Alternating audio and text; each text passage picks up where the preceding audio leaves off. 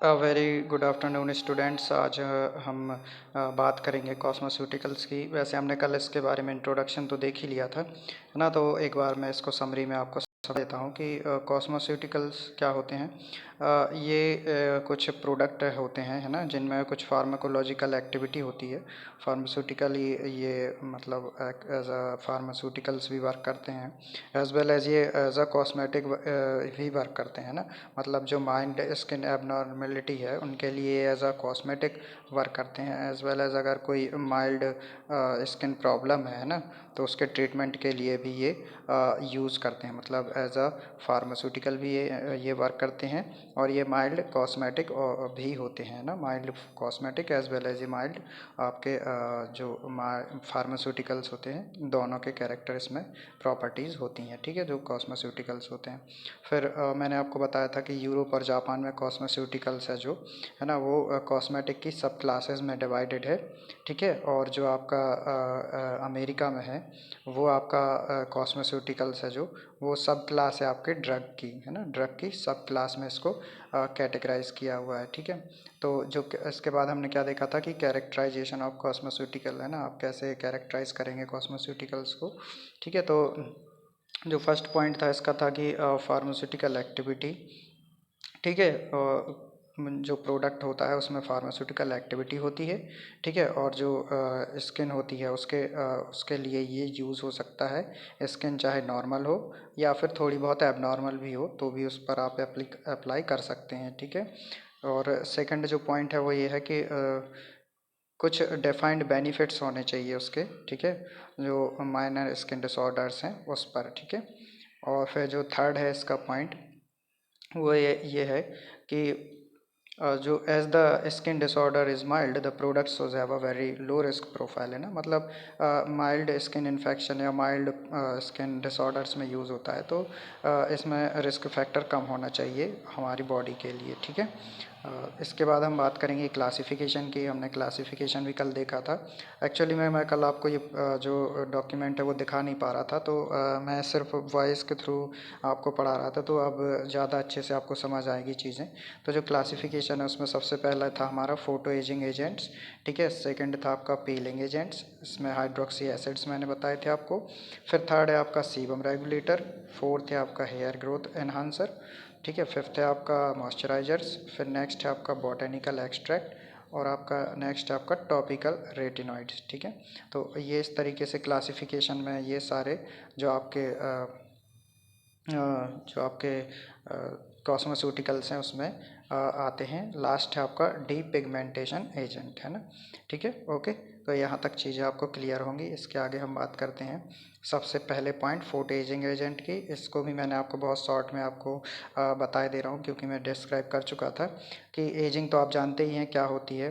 कि एजिंग क्या होता है कि एज बढ़ने के साथ में आपका क्या होता है, स्किन में जो इरिवर्सिबल चेंजेस आ जाते हैं, है ना। क्या होता है कि स्किन जो है वो उसमें रिंकल आने लगते हैं, ठीक है।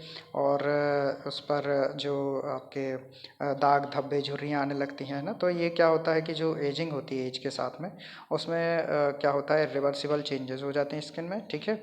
और ये आपकी उम्र बढ़ने के साथ साथ आते हैं, ठीक है। लेकिन जो फ़ोटो एजिंग है ना, ये जो आपकी किसी भी एज ग्रुप वाले जो होते हैं इंडिविजुअल, उनको हो सकती है, ठीक है। ये आपको अर्ली एज में भी हो सकता है, ऐसा नहीं है कि केवल जिनकी एज ज़्यादा हो गई उनको ही हो।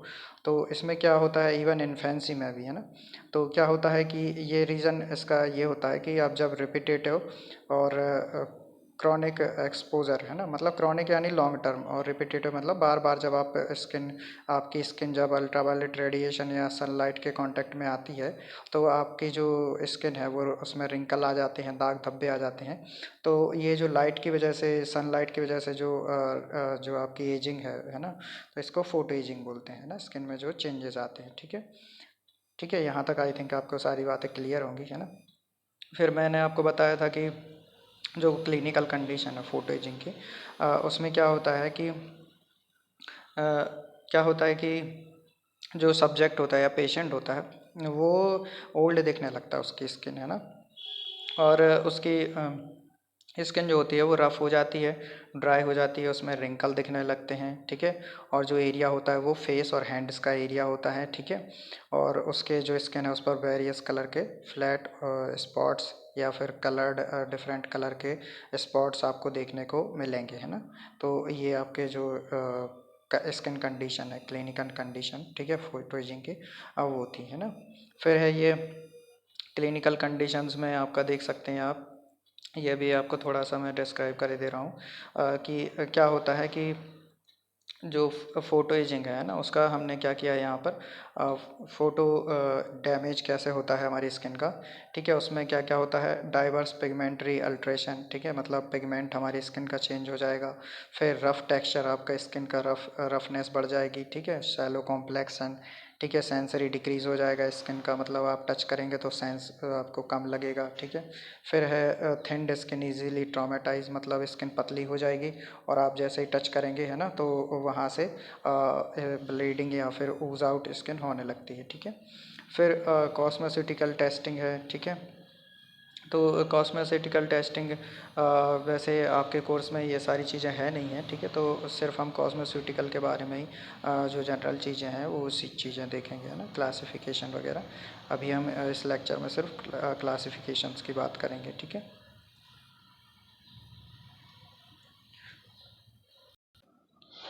फिर इसके बाद आपका जो नेक्स्ट सेकंड जो आपका क्लासिफिकेशन था वो था पीलिंग एजेंट्स, है ना। पीलिंग एजेंट्स में क्या होता है, जो हाइड्रोक्सी एसिड्स होते हैं ना और ऑर्गेनिक कार्बोक्सिलिक एसिड्स होते हैं, ठीक है। इनको अल्फ़ा और बीटा जो होते हैं हाइड्रोक्सी एसिड में डिवाइडेड किया जाता है, ठीक है, इनके मॉलिक्यूलर स्ट्रक्चर के बेस पर, ठीक है।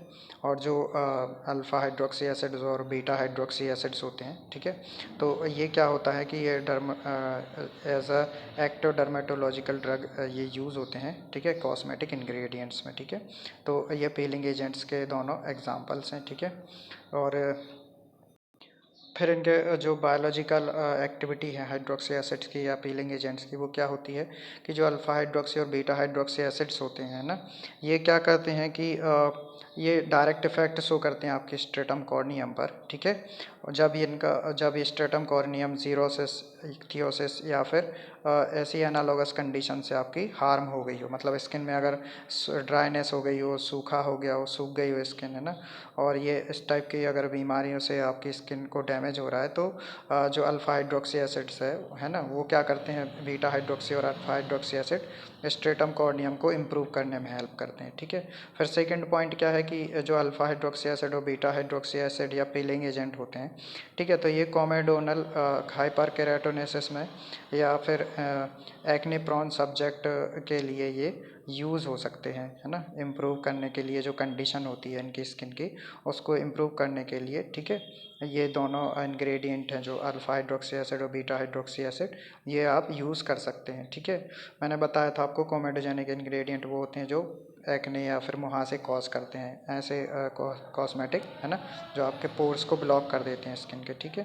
तो उसके स्किन कंडीशन को इम्प्रूव करने के लिए यूज़ हो सकते हैं, ठीक है। फिर आपका जो पीलिंग एजेंट है, ये हाई कंसंट्रेशन फॉर्मुलेशन हम यूज़ कर सकते हैं कब, जब आपके ट्यूमर्स या बेनाइन केराटोसिस या फिर वायरल वॉर्ड्स की कंडीशन हो स्किन में, ठीक है। तो ये हाई कंसंट्रेशन में हम इनको यूज़ कर सकते हैं, ठीक है। और इनकी जो एफिकेसी होती है, ठीक है, वो इनकी रिलेटेड होती है पीएच रिलेटेड केमिकल बर्न से, ठीक है।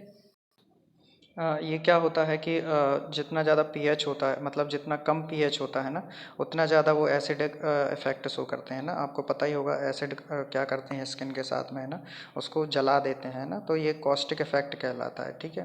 तो ये एएचएज में भी पीएच से रिलेटेड जो केमिकल बर्न है जो शो करते हैं, ठीक है। एफिकेसी इनकी पीएच से रिलेटेड होती है, कितना peeling agent as a peeling agent ये कितना अच्छा वर्क करेंगे तो पीएच पर डिपेंड करेगा, ठीक है। जैसे कि आपका एक सैलिसिलिक एसिड है, ठीक है, ये रेफरेंस बीएचए है ना, ठीक है। तो ये अर्ली डेज में यूज़ होता था, ठीक है, जीरोटिक कंडीशन को ठीक करने के लिए, ठीक है।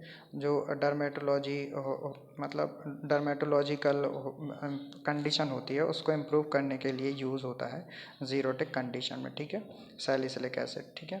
तो इसके बाद जो कॉस्टिक इफ़ेक्ट है इसका कैसा होता है।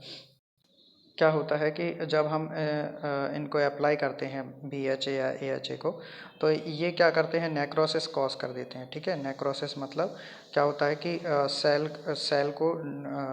को ख़त्म कर देते हैं ये। ठीक है, जो स्किन की सेल्स होती हैं। ठीक है, और क्या करते हैं ये जो डीअटैचमेंट कॉज करते हैं। ठीक है, केराटिनोसाइट्स का।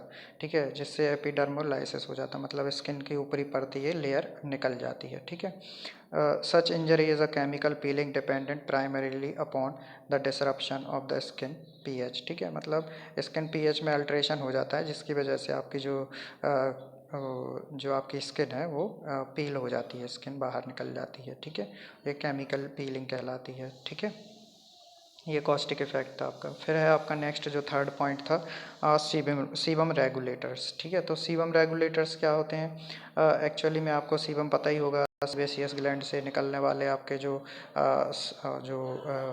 इंग्रेडिएंट होते हैं, है ना, और या लिक्विड होता है, वो आपका सीबम कहलाता है ना। ये सीबम ग्लैंड कहाँ होती है, मैंने आपको बताया था, ये हेयर ग्लैंड फॉलिकल में अटैच रहती है और वहाँ पर सीबम का सिक्रेशन करती है, और ये क्या करती है, आपकी जो स्किन है उसको हाइड्रेट रखती है। ठीक है, और इसके बाद में क्या होता है कि तो हम सीबम के फंक्शन देखेंगे कि क्या होता है, कि जो सीबम होती है वो वाटर रिपेलेंट होती है ना। तो जो हेयरी मैमल होते हैं, है ना, वो उनमें हम सबसे पहले दो फंक्शन देखेंगे इनके क्या क्या होते हैं। पहला तो होता है ये वाटर रिपेलेंट होते हैं। ठीक है, ऑन द फर, है ना, मतलब जो उनके बाल होते हैं या हेयर होते हैं। ठीक है, वो उसके लिए क्या वर्क करती हैं, वाटर रिपेलेंट का वर्क करते हैं, है ना। और इसका एक्वाटिक मैमल्स के लिए क्या होता है कि ये मॉइस्ट एनवायरनमेंट में भी उनको जीवित रखता है, मतलब उनको अलाइव रखता है, क्योंकि ये जो सीबम है उनकी स्किन का, उनकी स्किन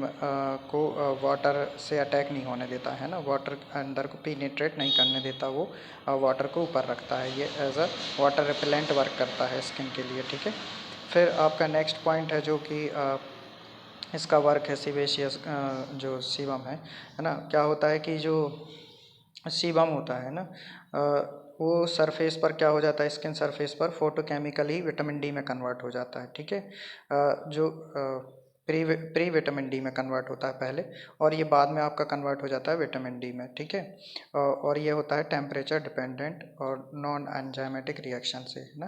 तो ये आपका विटामिन डी में कन्वर्ट हो जाता है इस तरीके से, है ना। और फिर क्या होता है, जो आपका नेक्स्ट है सीबम का इम्पोर्टेंस, है ना, ये लुब्रिकेशन प्रोवाइड करता है स्किन सरफेस के लिए।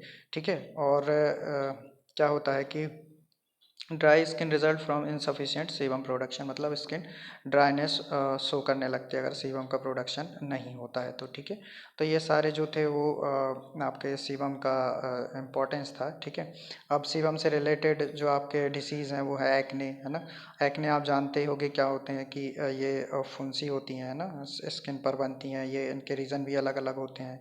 कई बार क्या होता है कि जो सीबेशियस ग्लैंड होती है ना, ये जैसे हेयर शाफ्ट है, यहाँ पर सीबेशियस ग्लैंड है, यहाँ पर अगर इन्फेक्शन हो जाता है तो ये क्या होता है कि यहाँ पर एक्ने प्रोडक्शन हो जाता है ना, क्योंकि ये जो पोर्स वगैरह हैं यहाँ पर इन्फेक्शन होने की वजह से पस फॉर्मेशन होने लगती है ना, और ये पस आपके पूरे स्किन पर फैलने लगती है ना, तो यहाँ पर भी स्किन इन्फेक्शन बढ़ जाता है। ठीक है, तो इस तरीके से ये एक्ने होते हैं। ठीक है, फिर आपका नेक्स्ट है हेयर ग्रोथ एनहांसर, है ना। ये फोर्थ आपका क्लासिफिकेशन है आपके, जो आपके कॉस्मेस्यूटिकल्स हैं उसका, है ना।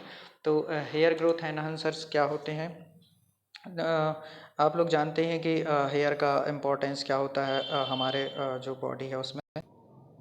तो हेयर जो होते हैं वो बहुत सारे फंक्शन करते हैं हमारी बॉडी में, जैसे ये धूल मिट्टी को अंदर जाने से रोकते हैं, है ना, प्रोटेक्शन का वर्क करते हैं, बैक्टीरिया वगैरह को एंट्री को रोकते हैं, है ना। और एज वेल एज जो हमारे जो एक्सटर्नल हेयर होते हैं ना, वो हमारे ब्यूटी में, है ना, या फिर इमेज बनाने में, है ना, स्ट्रेंथ शो करने में, कॉन्फिडेंस के लिए, ये सारे चीज़ें ये जो हैं वो हेयर हमारी जो पर्सनालिटी है उसमें ऐड करता है ना। तो जो होते हैं हेयर ग्रोथ एनहांसर, है ना, जो मार्केट में होते हैं, पहला होता है आपका मिनॉक्सीडिल टॉपिकल सॉल्यूशन, है ना। मिनॉक्सीडिल टॉपिकल सॉल्यूशन होता है, ये 2% होता है। ठीक है, और ये फर्स्ट क्लिनिकली प्रूव्ड और safe and effective hair growth stimulant है। ठीक है, ये जब डिस्कवर्ड हुआ, ठीक है, तो ये क्या हुआ, ये कैसे डिस्कवर हुआ, क्या हुआ कि जब इसको ओरली हमने हाइपरटेंशन के लिए दिया तो इसने हाइपरट्राइकोसिस कॉज किया। इसका मतलब ये होता है कि कान पे जो बाल होते हैं ना वो उगना चालू हो गए ईयर पर लोगों के, है ना। ये दिया गया जब हाइपरटेंशन के लिए, तो हमको ये पता चला कि जो मिनॉक्सिडिल है ये हेयर ग्रोथ के लिए वर्क करता है, hair stimulant, hair growth stimulant है, ठीक है। और जो 2% कंसनट्रेशन होता है मिनॉक्सिडिल का टॉपिकल सॉल्यूशन का, ठीक है। और ये 1986 में मैन के लिए अवेलेबल हुआ और 1991 में वुमेन के लिए अवेलेबल हुआ, ठीक है। तो ये है आपका। नेक्स्ट है आपका फिनास्ट्राइड, है ना। फिनास्ट्राइड क्या है, ये रिसेंटली इंट्रोड्यूस हुआ है, ठीक है, कुछ कंट्रीज़ में, यूनाइटेड स्टेट भी उसमें है, ठीक है। As a prescription product for males only, है ना, सिर्फ ये मेल्स के लिए हेयर ग्रोथ एनहांसर के लिए यूज़ किया जाता है, ठीक है। फिर ये है कंडीशन एलोपेशिया। आप जानते हैं क्या होता है कि एलोपेशिया होता है बाल्डनेस, है ना, मतलब बालों का झड़ना स्किन से, है ना। एलोपेशिया मतलब बाल्डनेस कहलाता है, ठीक है, मतलब बालों का टूटना और पूरा बालों का ख़त्म हो जाना सर से, ठीक है। गंजापन कहते हैं इसको हिंदी में, ठीक है। तो तो ये ड्रग्स जो होती हैं ये गंजेपन के लिए यूज़ होती हैं। जनरली क्या होता है कि 50% मेंस इस बीमारी से ग्रसित हैं, ठीक है, जिनकी एज 40 वर्ष से ज़्यादा हो चुकी होती है, ठीक है। और कई बार क्या होता है कि वोमेन में भी ये एंड्रोजेनेटिक एलोपेशिया होता है वो देखने को मिलता है, ठीक है। तो जो हेयर ग्रोथ एनहांसर है, ठीक है, वो कैसे वर्क करते हैं। एलोपेशिया एयराटा है ना, सबसे पहले हम बात करेंगे एलोपेशिया एयराटा की। नेक्स्ट जो अपना पॉइंट है ये non scarring reversible hair disorder है। मतलब ऐसा होता है कि कहीं भी बॉडी के पार्ट से बालों का लॉस हो जाता है लेकिन वो रिवर्सिबल होता है, मतलब कुछ टाइम बाद वो वापस आ जाते हैं बाल, है ना। और ये मेल्स और फीमेल्स दोनों को इक्वली अफेक्ट करता है, ठीक है। और ये किसी भी एज में आपको हो सकता है, ठीक है। और it's onset is before age of 20 year in about 1/2 of the cases, है ना, केसेस, है ना। मतलब 50% केसेस में ये 20 जो साल की उम्र होती है उसके पहले होता है एलोपेशिया एराटा। सबसे पहले हमने देखा था एंड्रोजेनेटिक एलोपेशिया, ठीक है। फिर है आपका एलोपेशिया एराटा। फिर थर्ड है आपका डिफ्यूज़ एलोपेशिया, ठीक है। इसमें क्या होता है कि जो डिफ्यूज़ एलोपेशिया है हम देख रहे हैं कि ये 17 मिनट का लेक्चर हो चुका है, तो इसके आगे मैं आपको कल पढ़ाऊँगा, है ना। अभी मैं वीडियो अपलोड करता हूँ और आप गूगल क्लासरूम पर इसको देखिए। Okay, thank you.